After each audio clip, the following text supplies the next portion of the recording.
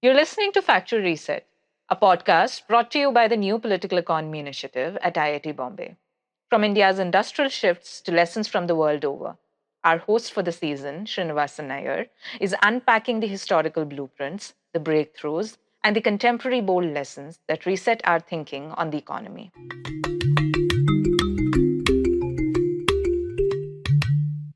We are joined by Professor Biswajit Dhar, who's now with the Center for Social Development, who's formerly teaching at Jawaharlal Nehru University and has also worked with RIS for a lengthy period. Thank you very much, Professor Dhar, for agreeing for this interview. May we now begin with how you would want to define industrial policy, both for the purpose of this interview as well as the larger work that you've been producing on this. So, industrial policy is basically the conscious efforts that the government makes in order to, sort of industrialize a country. Now, the motivations for adopting an industrial policy is to counter market failure, basically, and of course there are other failures as well, so coordination failures and stuff. But primarily the fact that the markets don't deliver the optimum results that the government is actually seeking, and the government is seeking at any given point. So, for instance, for a long time, if you look at the advanced industrial countries or advanced countries, they got deindustrialized in a way. They were hoping that the free market would deliver everything, would get the prices right, and would deliver optimal, would deliver the optimal kind of results. Over the past few decades, they've now realized that just letting the free market operate in the way, for instance, or letting the hidden hand do the job really doesn't deliver. So when at the end of the day the US realized that it was actually running up huge trade deficits because it has got completely deindustrialized. So there was another, smart kid on the block which had captured the space, and there are others as well in the Southeast Asia who had captured the space. The US realized from the Obama administration that something needs to be done to reverse the kind of decline. And US started adopting an industrial policy, a de facto policy, from immediately after the Great Recession 2008, which really meant that the government was sinking in huge amounts of funds, directing funds in particular areas, and trying to develop what we call national champions. Now, it's really what the popular literature would say, picking winners.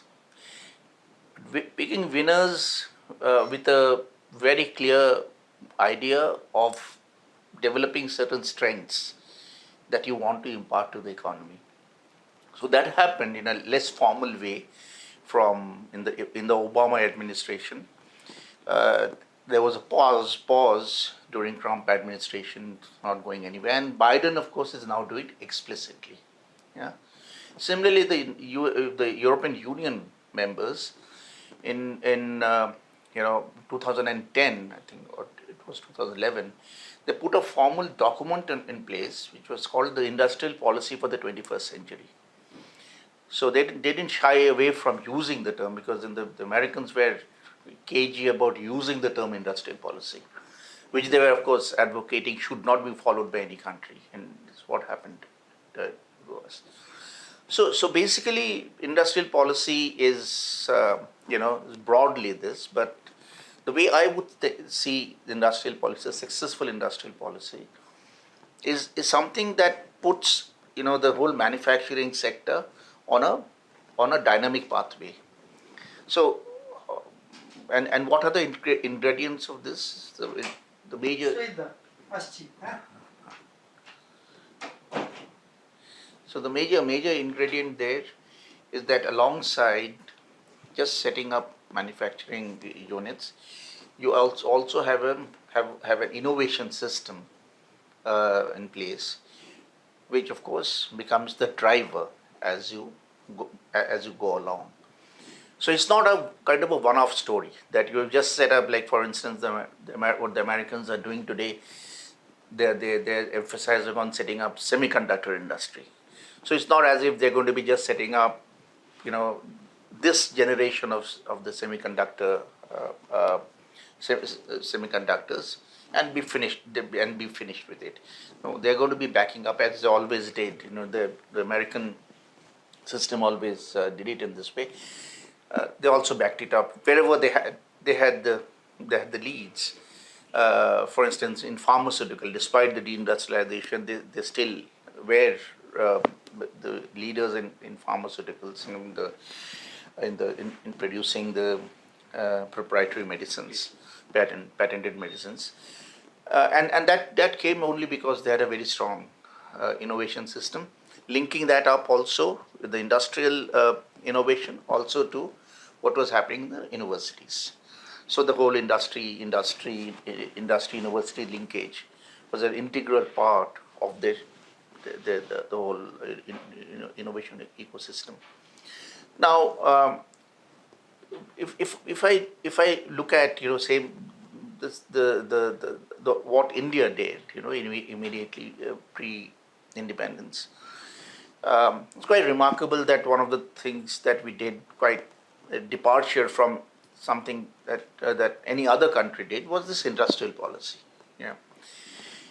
And many would argue that possibly it wasn't the right kind of policy, for a country, a predominantly agricultural country should possibly had an agricultural policy.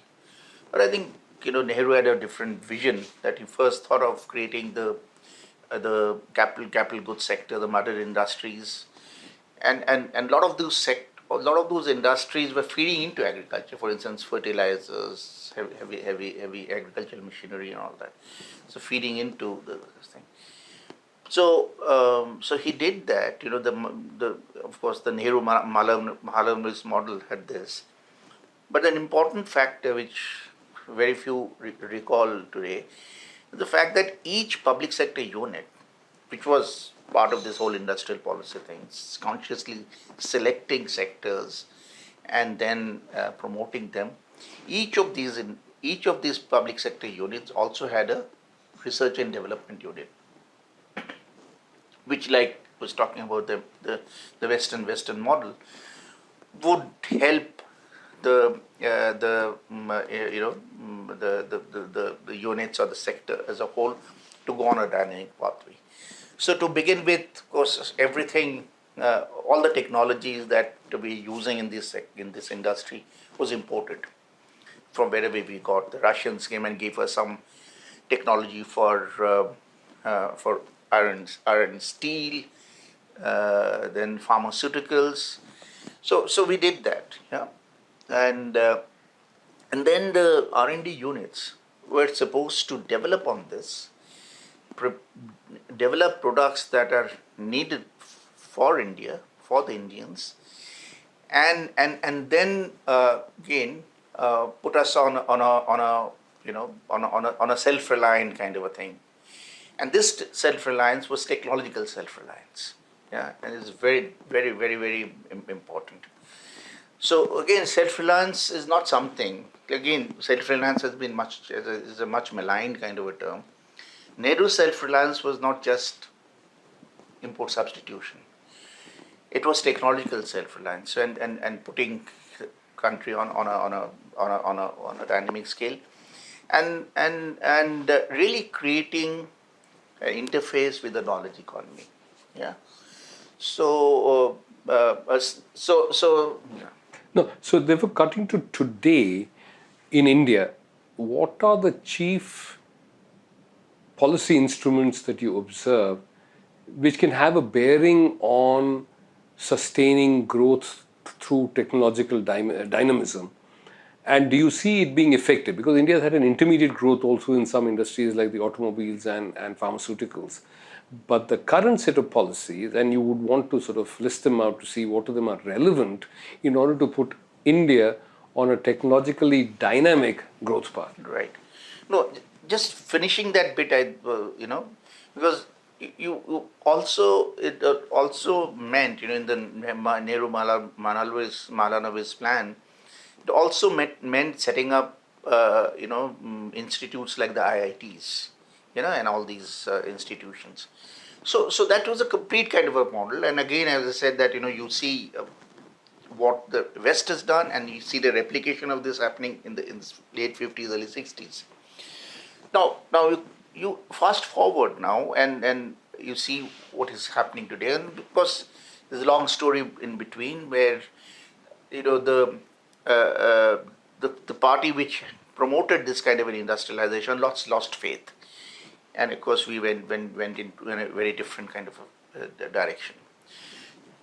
Now, like the US has realized, or the EU has realized, that we got deindustrialized. There are no, if there has to be employment opportunities created, or at least getting people out of agriculture, then the one thing that you need to do is manufacturing. So we are now thinking of, the government is thinking of, or it will put in place a plan to set up these manufacturing, strengthen the manufacturing sector, quote unquote, by putting in place the PLI. Yeah. Now, what does the production linked incentive actually do? So you're just giving a certain amount of handout to willing companies to produce. Yeah. And that's the end of the story. Yeah. So the what is driving today's thinking is the fact that we uh, need to be self-reliant in order to decouple from China.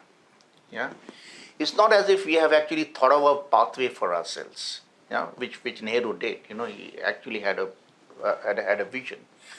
Here, the narrow vision is that we're looking at the trade balance, and especially the import side. You can see the sectors, or the products that we are importing heavily from China, and the vision, if you may call it, is to decrease import dependence over a period of time. That's it. Yeah. Now, how you're going to be ensuring that this particular, even if it is a very narrowly defined vision, how are you going to ensure that after 5 years you don't lapse into another kind of dependence or another round of dependence? There's no thinking about that. Because like I said, that if you don't put yourself on a dynamic scale, you're going to be producing today's generation of laptops. You may be locked in that. Be locked in that. You can't be locked in that because technology moves. Yeah, and consumers are not going to allow you to get locked in, and especially in an open economy framework, you can't get locked. You can't lock yourself in. So if you allow imports, which you must, you can't just be autarkic at this in the world of today. You are actually condemning yourself in a situation where you are just going to be producing X generation of cell phones and laptops for the little period, because technological obsolescence is not allowing these gadgets to last for not even 5 years, even much less than that. In 2 years, our phones need a replacement. So you're getting into that. Yeah. Now, so the government actually, so what I'm saying, the government seems to have thought through this. That look, if I have an open kind of a trading system, and I try to do this kind of localization or Atmanirbhar stuff, I'm going to be in trouble because consumers are not going to be keeping quiet. So what they have now done is that they have put uh, import of laptops on a restrictive, license mode. So you need import licenses to import laptops. So the consumer, you are actually taking the freedom away from the consumers to demand the best. Yeah. So what you are doing is that you are doing the unthinkable. Yeah. For any, so again, today's world, like capital goods is to be the mother industry. All these are mother industries. So what you are doing is that you are now willing to clock the country or the citizens up in a particular technological in technological space, not allowing them to graduate. So that's the basic fallacy of today's industrial policy that we are practicing in this country. Now, in addition to PLI, are there other policy instruments which could potentially be deployed to enable technological dynamism, to enable technology diffusion within the Indian manufacturing sector beyond the mother sector, as you said, such as say under TRIPS or its successor, or directing investment somewhere? Or are there other policy instruments that you see in deployment today, and what would you assess in terms of their ability towards diffusion as well as sustaining technological change? No, see, surely you need an innovation policy. Yeah, and you may have a formal or a less formal innovation policy. Like for instance, the Americans are not calling what they're doing in industrial policy, but they're doing all the same. Similarly, what they're doing in the innovation space is an innovation policy. Yeah, I'll give you a very sort of simple example. Now, again, a parallel from what they're doing in the industrial policy, putting in billions of dollars to develop the semiconductor industry. So what they're doing is they're actually pumping in billions. This is the US. US as well. They're putting in billions, and they've been doing it all along into innovation. Yeah? So the federal funding for innovation, if you look at all the statistics from wherever, you'll find that federal funding for innovation and in some of the major projects, the sectors, the pharmaceuticals, hasn't actually gone down. Gone down, it's actually gone up, and we saw it very clearly in the COVID situation. Yeah, so all the major vaccines, talking about the transatlantic situation, they were produced with a whole lot of taxpayers' money. So for instance, Pfizer, Moderna, AstraZeneca. So all these were actually publicly funded. To the extent there was so much of funding given to Pfizer and Moderna that public civil society organizations in the US said that these should be called people's vaccines. Yeah, and they shouldn't. Yeah. So that's what is done, and so in India we needed that kind of a thing. Yeah, what we needed was that we need to put in an innovation policy because I think the government actually likes to put these structures and then. So in 2016, there was a national innovation policy which was actually put in place. Yeah, and we had been actually dialoguing with the minister then, and through her with the other. This was done by the Commerce and Industry Ministry, and through her the sciences, scientific ministries, that this should really be the overarching kind of a policy framework, which brings in the industry from the one hand and the universities on the other, and then you develop this. Of course, again, like the industrial policy, you got to pick winners. You got to see which are the sectors in which you need to put your money, and what are the priorities. Decide the priorities and do that. Yeah. Now that industrial innovation policy just fell by the wayside. Nothing happened. Yeah. So now we were seeing this innovation policy as also as a counter to the kind of problems that we are facing on the intellectual property regime. Now India, despite that head start I was talking about in the 50s and the 60s, and in fact, in the public sector, a whole lot of these companies, starting from BHEL, the pharma industries, fertilizer, almost all of these public sector units, the major ones, developed viable technologies that could be deployed here.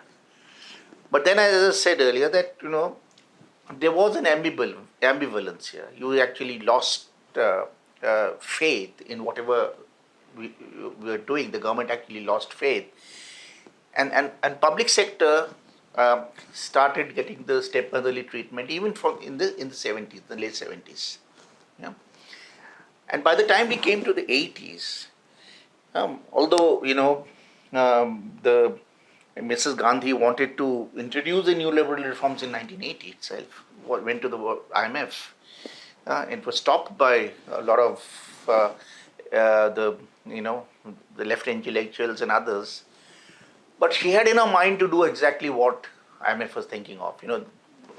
Sort of the free market, the neoliberal thing she wanted to do, and she started doing it. And brick by brick, the the public sector was dismantled. And when I see the situation in some of these sectors which are now driving the knowledge economy, for instance computers, India had set up a semiconductor complex in the early 80s in Chandigarh, and then we had a supercomputer by the end of the decade. Yeah, and this computer industry was actually challenging IBM's and all. But suddenly the government sort of took a whole turn on the wrong direction and opened up the sector. So this nascent attempts to develop a strong technological base as computer industry, that just fell apart. Yeah.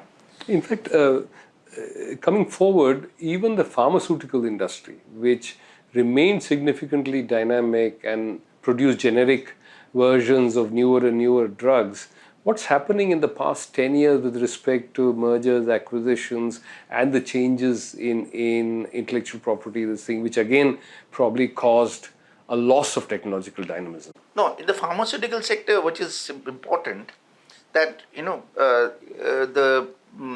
there was a committee set up under Suklal Hati, who used to be the health minister, and that had recommended that Indian industry should be producing pharmaceuticals from the basic stage, which means you produce the bulk drugs, which is the active pharmaceutical ingredient, and then the formulations. Yeah, and that is how the industry had developed.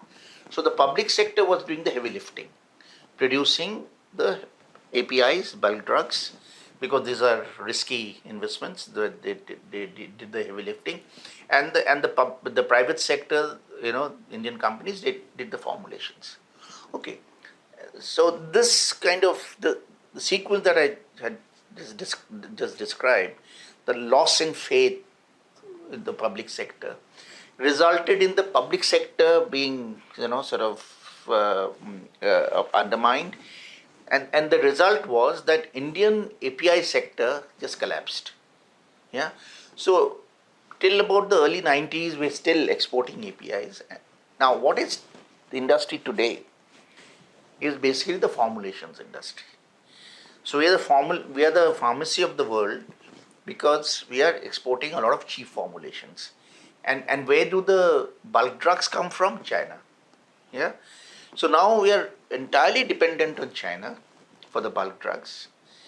And the serious problem that we are facing is that it's the heart of the medicine, which is the bulk drugs, the active ingredient, that determines the quality of the product. Yeah. So when you don't know anything about how those products are being manufactured in the Chinese factories, you actually don't know anything about the bulk drugs. So in the context of these, the cough syrup deaths and all that, I was asking my friends who know more about the industry, are they linked to this? Because I'm always suspicious that a lot of substandard medicines which the FDA actually has been, sort of knocking our companies out left and right quite regularly, is because of the fact that there is no control over the product quality. Because the heart of the medicine is a problem. So how, for example, how would you design an industrial policy which could actually increase technological dynamism, or which could increase, in fact, issues such as qualities and standards, and sort of build up India's industrial prowess in these deep technological sectors? No, see, like I said, that these we have the design already, yeah, and you don't have to reinvent the wheel. So all that you have to do is to activate these the pillars on which the industrial policy stands. Yeah. So, like for instance, the government has activated the manufacturing part. Yeah, that's one pillar, and then you have to have the second pillar, which is the innovation pillar. Now, the innovation pillar has to be split into two parts.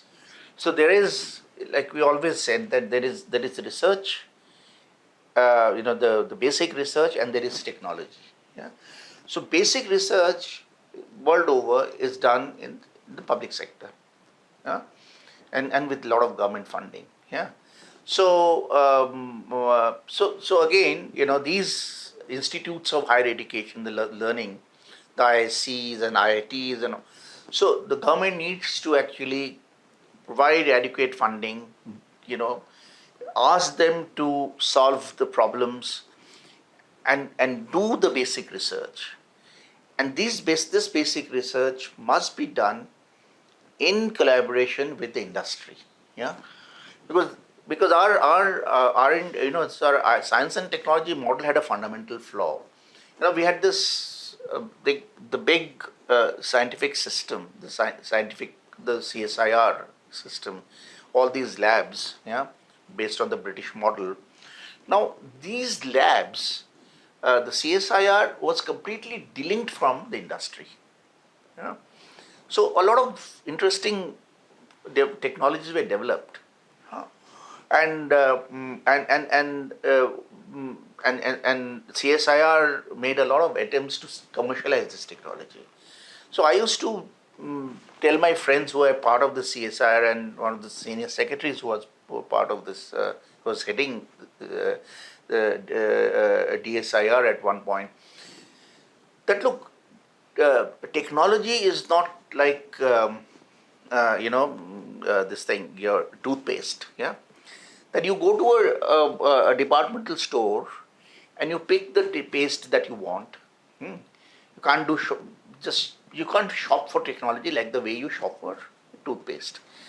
Now CSR was doing exactly that. So they had a marketing arm, and they were actually selling technology off the shelf. Okay. Now, which entrepreneur is going to pick up that technology about which they don't know? Yeah, they have to know about the technology. So the industry will have to organically grow with the technology in order to know that this is actually worth it. So unless, again, like I said earlier, that industry university linkage is created, yeah, you can't, So there was a severe coordination failure. Absolute. That's why there's a saying that that's the coordination failure I spoke at the beginning. That this coordination failure is something that the industrial policy is supposed to be doing in the larger context. Okay, so we did. So I think we still have all this. Yeah, it's not gotten completely all right. Maybe in the next few years, the kind of decay that we are seeing in the government, sort of educational institutions, we are going to see this soon, maybe in another decade. So, if the government can still do this kind of a thing, the way we are discussing here, that you use these two the industry and and that's the real public-private partnership that is required. Once you do that, and then the other thing I don't understand why the government is not keen to do this, because in a country which is facing such kind of employment issues, just imagine the number of jobs that the universities will create once they start working in conjunction with the industry, and then the industry will also start creating this. So this is almost taking a genie out of the bag, yeah, and just letting it loose, and then all other things can actually happen. So, in a sense, you've drawn attention to at least three key aspects. One is information, to be able to identify winners, and the government ought to be in a place to be able to identify winners for transforming. The other is directing public investment. A third is coordination so that the fruits of public investment are absorbed by industry. A related question is technology diffusion. It sometimes takes the form of ancillarization, sometimes the services as manufactured as is what's happening today. What can the government do to actively promote that? Because in a sense, even if you're locked in, at least that widely disperses. No, again, see the technology diffusion can be handled in this kind of a model, because what we want today is a regime that doesn't lock up technology in a few hands. Yeah. Now, the Americans are doing it for their own political economy. Yeah, the political economy is driving that. So even when the public is putting in money in public's money, taxpayers' money is going to vaccine research, public is not benefiting at the end of the day because of the political economy. Yeah. So Biden has terrible problem in getting his sort of healthcare plan in place, despite the fact that he's actually funding a lot of that. Yeah. But here I think in India it's I thought it's relatively easy to do this. We still don't have such big interest. Of course, these are growing. The cronies are growing, but still easy, because if the government is a stakeholder in the development of technology, and you do it in conjunction with the industry, surely a model can be found where access to technology, because the whole problem that we in technology we have been grappling with for generations is that access to technology at affordable prices, yeah, is not coming easy. Though we did it for the automobiles, where now Indian OEMs are exporting all over the world. That is right. So how? That's right. No. So what happened was that there was in automobile what really happened was that a major company, a Suzuki or a Hyundai, came and set up this facility, and the government had then it was in the 80s. The government had a policy of what we call then the phased manufacturing program, localization program. A local content requirement. Local content requirement. So it said that to Maruti, they said that over in 7 years, the import content has to come down to 25%. Now, so that forced the Suzuki to set up promote local ancillaries. And then we had the whole industrial district around Gurgaon, Manesar come up because of that. So because this was, they were all in a way Suzuki's baby.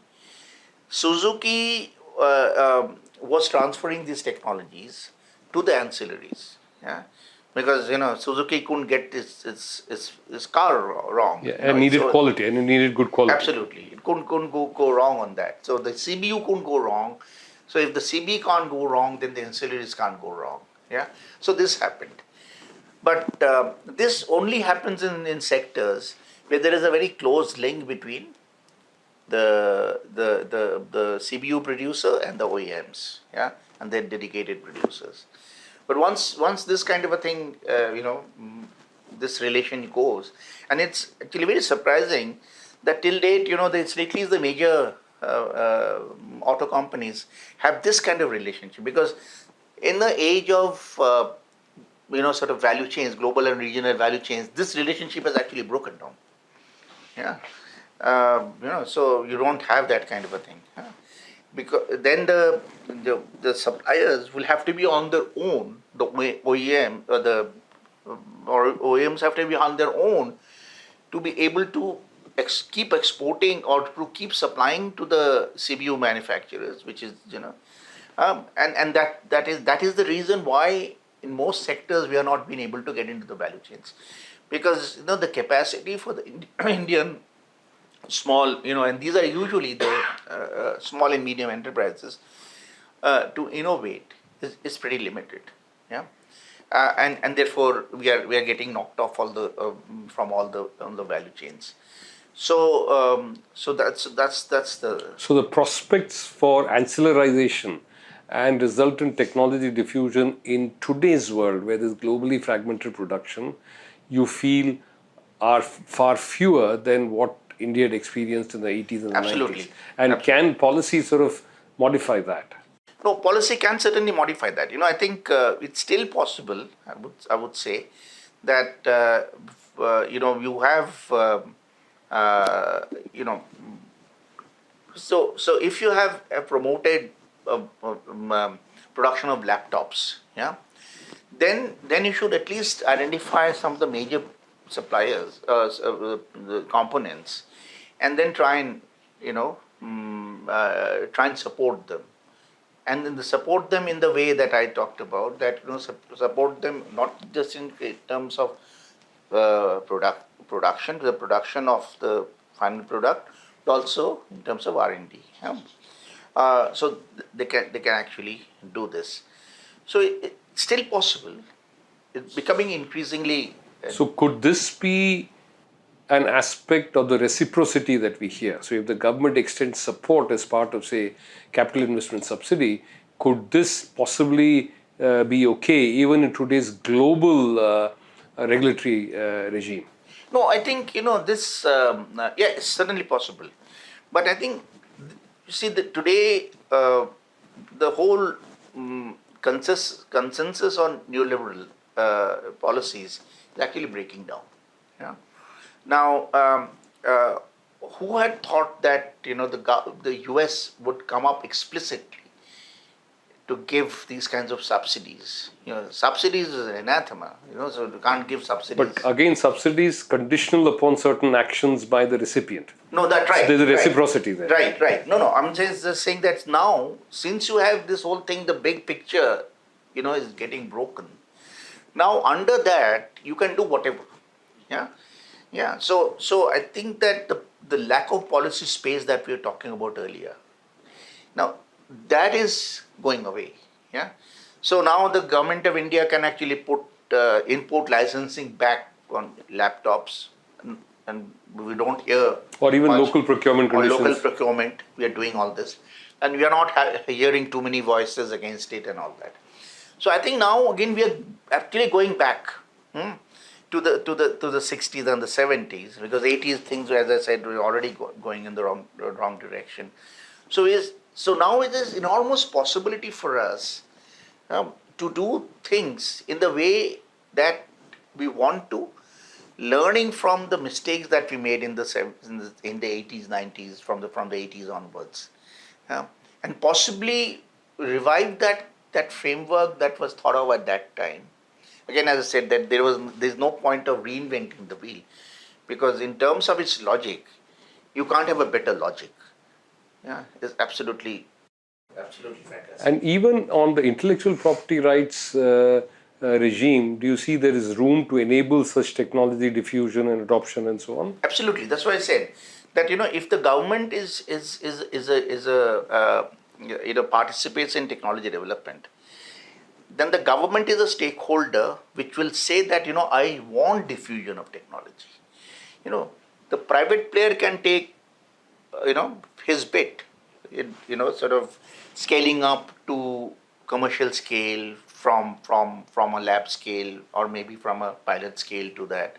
Yeah. So you take your reward having done this. Yeah. So there will be a negotiation, but then the government ensures the technology diffusion takes place. Yeah. So the government then says, okay, this technology, I want to actually provide this to 100 SMEs, and they are going to be in the business. Affordable. And then you provide competition. So what you do is that you turn around here, you turn around and then start using the market, you know, in a for public good. Because then you create a competitive market space, which is going to deliver. Yeah. So you don't have to regulate prices. The competition will take care of itself. Let's turn to another major instrument, foreign direct investment, which again is claimed to have the potential to transform production, make it technologically dynamic. How would you evaluate India's FDI policy, and do you see room there to deploy that to ensure technologically dynamic and stable growth? No, FDI is really problematic. I don't see much light at the end of the tunnel.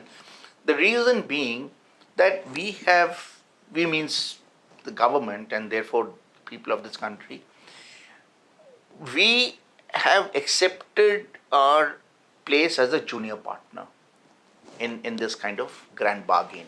Yeah. Now, why am I saying this? Because if you compare us with China, the difference will be obvious. Now, what did the Chinese do? The Chinese did not liberalize the FDI regime. Yeah. And by the way, there is no FDI policy, because policy means certain amount of government control. Yeah. Here we are only talking about liberalization of foreign direct investment. Yeah. So this policy is a kind of an oxymoron. So what did the Chinese do? They actually negotiated market access with the foreign companies. And how did they do it? They did it by providing first class infrastructure. Now the Chinese model. They didn't actually use the entire country as the economic space when they liberalized. They only used the eastern, only seaports. So they created the special economic zones, and the special economic zones has absolutely first class infrastructure. Did everything that that provided everything that an investor would like, for operating that unit, and not just using the domestic market, but since they are close to the seaports, export market.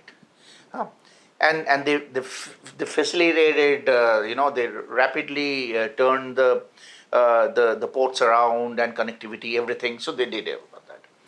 So in some of the things, and I have some experience having visited these SEZs. So the government was providing everything right up to workers' dormitories.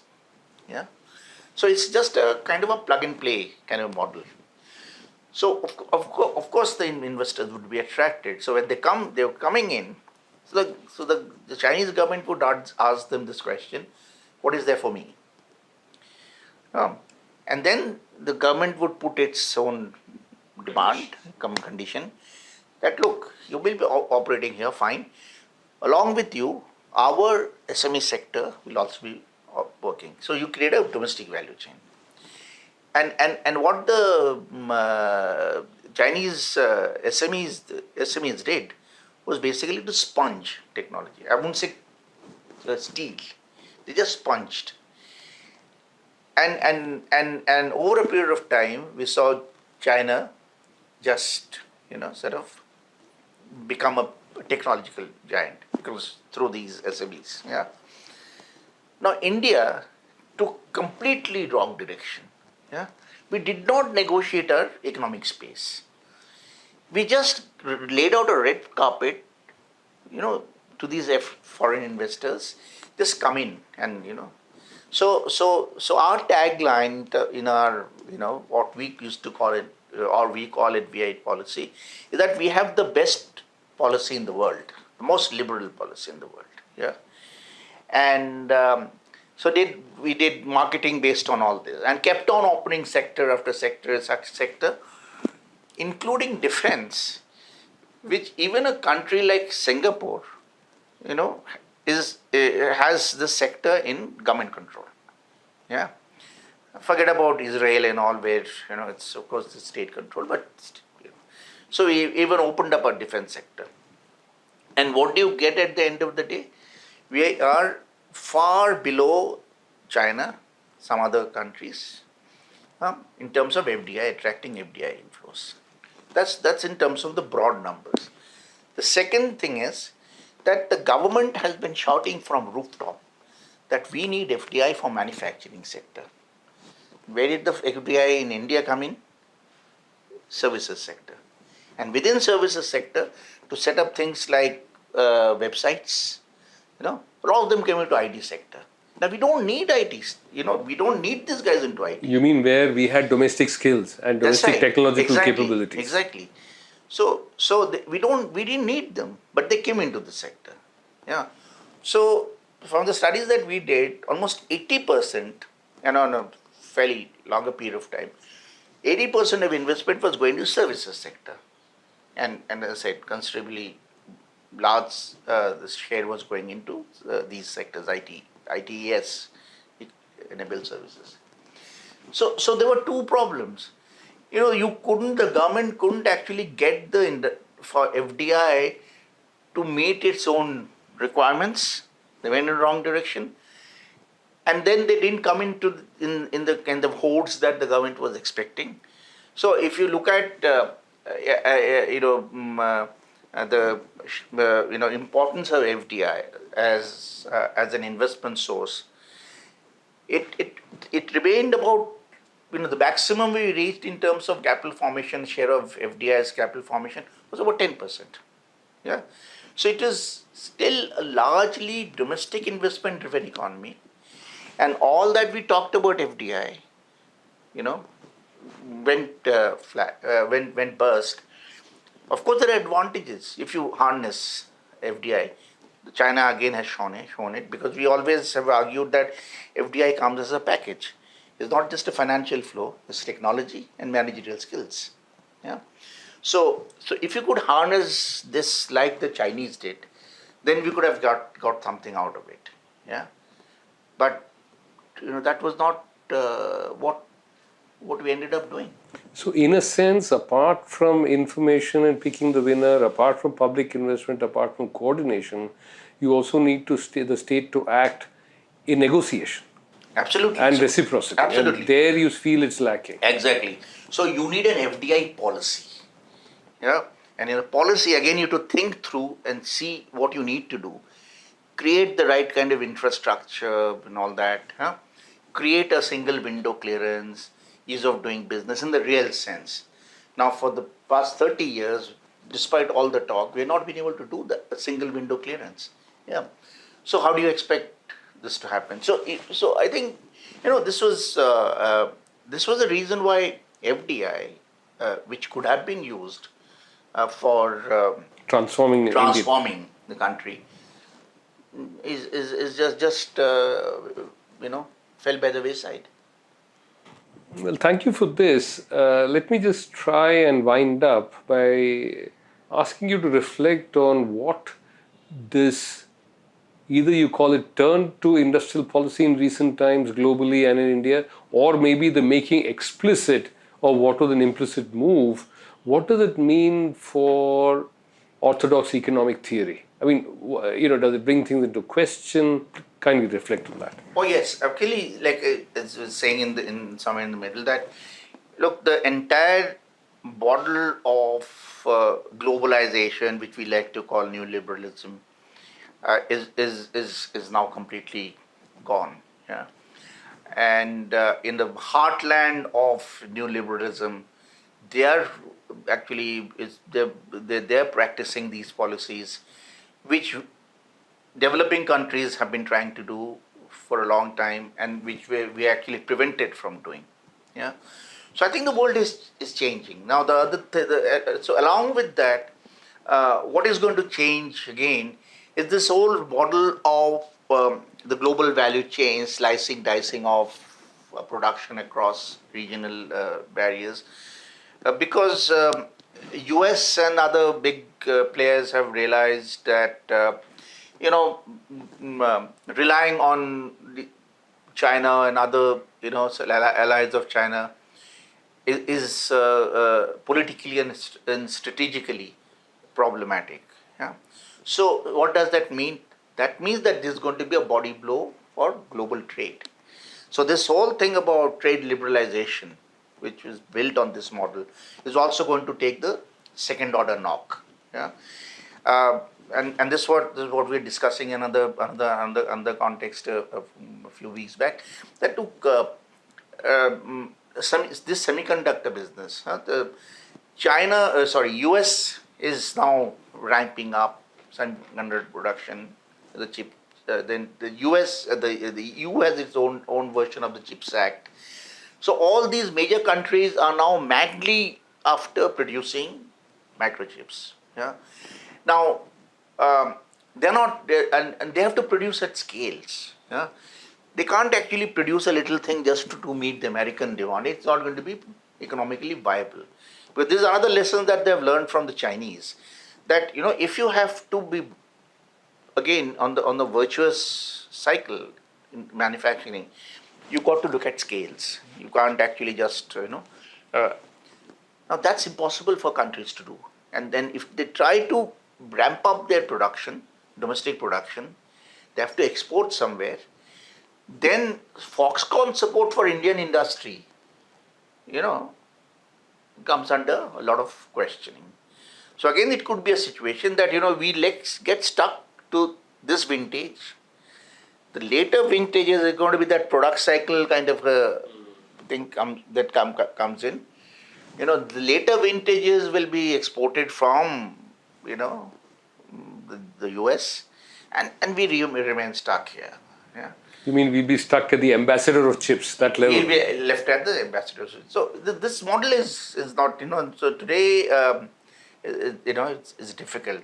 For advanced countries with high cost of production and very high wage rate, they can't just produce everything they want to in their own countries. And if they produce at scale, then they have to do what the Chinese did, go and invade other markets. Like India. Like India.